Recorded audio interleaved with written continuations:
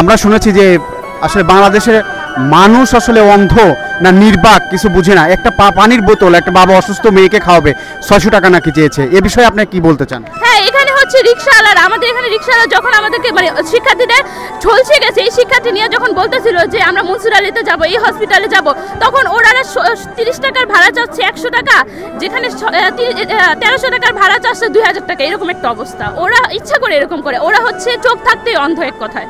এই যে প্লেনটা যাচ্ছে, তো এই প্লেন এইখান দিয়েই মূলত যায়, তো এই ঘটনার পরে আসলে প্লেন যাচ্ছে, কেমন তোমার অনুভূতি সৃষ্টি হচ্ছে ভিতরে? আমরা সব সময় একটা আতঙ্কের মধ্যে থাকি। শিক্ষার্থীরা আমরা ধারণা করতেছি 150 উপরে মারা গেছে, কারণ আমাদের অনেক শিক্ষার্থী হচ্ছে ভিতরে গেছে, যারা ছেলেরা আর কি, মেয়েদের তো ভিতরে যাওয়া হয় না, যারা ক্যাপ্টেন সার্জেন্ট ওরা ভিতরে গেছে, ওরা নিজ চোখে দেখছে। অনেক ক্লাসরুম থেকে শিক্ষার্থী তো বেরিয়ে হতে পারে না।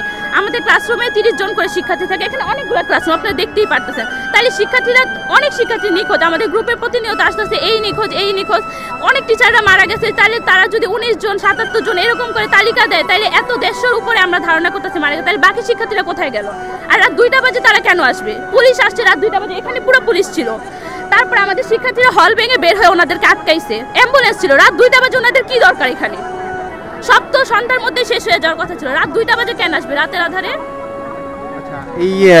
এইরকম ঢাকা জনবহুল একটা এলাকাতে আসলে ফাইটার বিমান উড়ানো বা প্রশিক্ষণ বিমান উড়ানো, এটা কতটুকু যুক্তিযুক্ত বলে মনে করেন? আমার মতে এটা একদমই যুক্তিযুক্ত না, কারণ মাইলস্টোনের মতো একটা প্রতিষ্ঠান যেখানে অনেক শিক্ষার্থী, এটা সবাই হচ্ছে তরুণ প্রাণ, এদের প্রাণ ওদের ফল্টের জন্য আজকে হচ্ছে সব বিফলে গেল। ওরা অচিরেই ঝরে পড়েছে। কেন? আমাদের দেশের এটা ফল্ট আমি মনে করি। এত পুরনো বিমান এখান দিয়ে কেন উঠবে?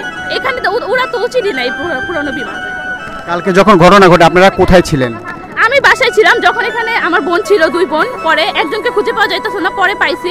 আরেকজন দৌড়ে যায় কান্নাকাটি করে বলতেছিল ওখানে বিমান ক্র্যাশ করছে, তাড়াতাড়ি আসো। আমি যে অবস্থায় ছিলাম ওই অবস্থায় এসে এখানে আগুন জ্বলতেছে, শিক্ষার্থীদের বের করতেছে, কিছু কেউ মারা গেছে, লাশের পুরা মানে দেখার মতো অবস্থা না ওইসব। আমরা শুনেছি যে আসলে বাংলাদেশের মানুষ আসলে অন্ধ না নির্বাক কিছু বুঝে না। একটা পানির বোতল একটা বাবা অসুস্থ মেয়েকে খাওয়াবে 600 টাকা নাকি চেয়েছে, এ বিষয়ে আপনি কি বলতে চান? হ্যাঁ, এখানে হচ্ছে রিকশাওয়ালারা, আমাদের এখানে রিকশাওয়ালা যখন আমাদেরকে মানে শিক্ষার্থীদের ঝলসে গেছে, এই শিক্ষার্থী নিয়ে যখন বলতেছিল যে আমরা মুন্সিপালিটিতে যাব, এই হসপিটালে যাব, তখন ওরা 30 টাকার ভাড়া চাচ্ছে 100 টাকা, যেখানে 1300 টাকার ভাড়া চাচ্ছে 2000 টাকা, এরকম একটা অবস্থা। ওরা ইচ্ছা করে এরকম করে, ওরা হচ্ছে চোখ থাকতেই অন্ধ এক কথায়। এক বোতল পানির দাম 30 টাকা, সেই জায়গায় 600 টাকা পানির দাম চাওয়া, এটা আসলে আমরা বাংলাদেশ অন্ধ না বাংলাদেশের মানুষ অন্ধ, এটা কি বুঝাইতে চান? দেশের তো আসলে দোষ দিয়ে লাভ নাই, আমরা মানুষরা যেভাবে দেশ গড়বো ওভাবেই দেশ হবে। অবশ্যই এটা আমরাই অন্ধ, আমাদের ফল্ট, আমরা ব্যর্থ এক জাতি। হচ্ছে এই লাশগুলো যাতে তাদের বাবা মার কাছে ফিরিয়ে দেওয়া হয়, তারা যাতে তাদের সন্তানের শেষ যেটুক পাইছে ওটুককে কবর দেওয়ার সুযোগটা পায়, আর এই সঠিক মৃত্যুর সংখ্যাটা যাতে জানানো। যখন এই ঘটনা ঘটে তখন তোমরা কোথায় ছিলে? যখন আমরা এই সেকশনের না, আমরা এইচএসসি। এই যে প্লেনটা যাচ্ছে, তো এই প্লেন এইখান দিয়েই মূলত যায়, তো এই ঘটনার পরে আসলে প্লেন যাচ্ছে, কেমন তোমার অনুভূতি সৃষ্টি হচ্ছে ভিতরে? আমরা সব সময় একটা আতঙ্কের মধ্যে থাকি যে এই ঘটনা আরো কয়েকবার ঘটতে পারে। এখন কারো জীবনে নিরাপদ নেই এই জায়গায়।